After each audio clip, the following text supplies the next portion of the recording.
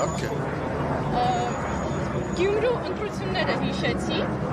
որից հետո դուք ստիպված եղաք հրաժարական տալ, այսօր ինչպես եք պատրաստվում նշել։ Նշել ինչը մեր հաղթանակը։ Նախորդն էլ հաղթանակ չէր, բայց նշում էին։ Ես չէի նշում, ես ժամանակ եմ անցկացնում Գյումրիում, իմ ազատ ժամանակ։ Այսօր երբ որ հաղթենք, հետո կորոշենք ոնց ենք նշելու։ Իսկ ինչպես է գնահատում ձեր շանսերը հաղթանակի իմաստով, հաշվի առնելով, որ օրինակ Փարաքարում եւ Գյումրիում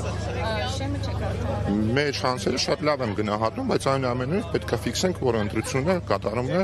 Վաղարշապատի բնակիչները։ Նաև դիտորդական առաքելություն իրականացնող կազմակերպություններն արձանագրում են, որ շատ են ուղղությունները եւ տեսանելի է, որ քվեարկների մեջ հենց քաղաքացիական պայմանագրի թերթիկ այնպես են դնում, որ մարդիկ նկատի։ Դիտորդական առաքելությունները հենց դրա համար են, որպեսզի արձանագրեն այն դեպքերը, որոնք կարող են առաջիկայում համարվել խախտումներ, այդ դեպքերը պետք է քննվի եւ հասկացվի արդյոք խախտում է թե ոչ։ Նախապես